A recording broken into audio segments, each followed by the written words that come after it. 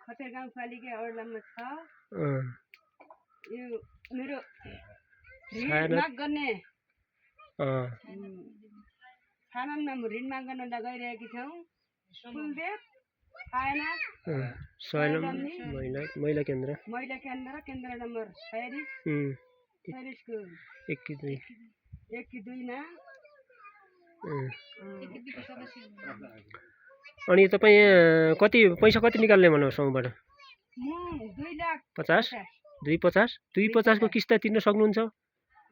करिब तपाईको 13,900 कति पैसा पर्छ फर्स्ट किस्ता पुरा महिना भएपछि। त्यो के व्यवसायको लागि निकाल्नु? के व्यवसाय? व्यापार व्यवसायको लागि। 2,50,000 हैन? हजुरको श्रीमान पनि यही हुनुहुन्छ हैन? एकछिन यहाँ आउनु दाइ।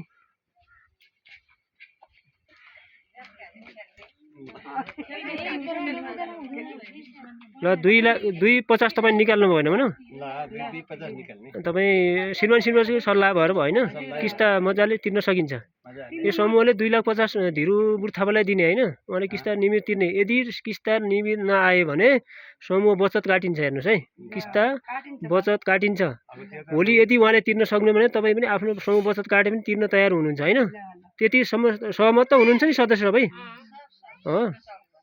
ल किस्ता उहाँको त्यही पर्छ। बिमा उहाँले अस्ति पुसा हाले होला।